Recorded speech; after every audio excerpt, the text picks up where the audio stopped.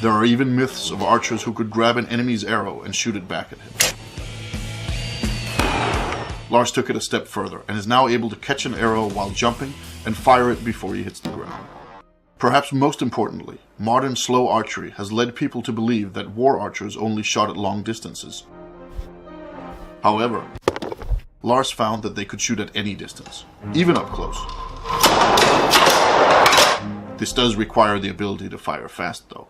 In the beginning, archers probably drew arrows from quivers or belts, but since then, they started holding the arrows in the bow hand, and later in the draw hand.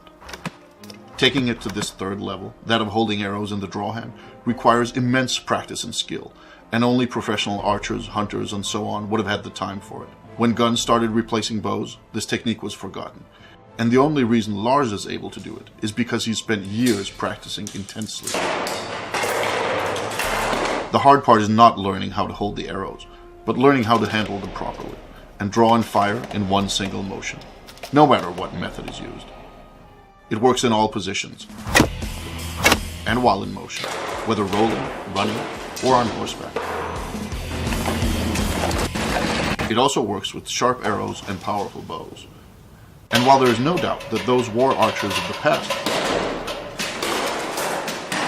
were stronger and more fit than Lars is, his arrows still penetrate chainmail armor and the heavy gambesson worn beneath it. It is difficult to compare actual striking power though. Modern archers use only one hand, but in the past some archers allegedly used both hands to give the arrow more power. Old manuscripts tell us that it was common to hold 3 arrows in the draw hand at once while keeping more in a belt quiver. We know that some archers held more, and in a way the bow was the ultimate weapon.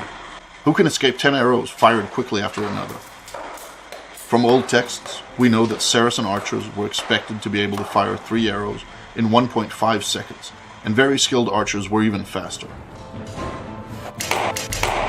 Lars has managed to shoot 3 arrows in 0.6 seconds, but while speed is important, hitting the target is essential.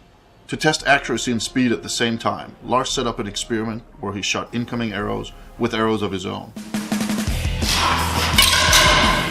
But he took it one step further. In the 1938 movie, The Adventures of Robin Hood, Robin Hood splits an arrow down the middle.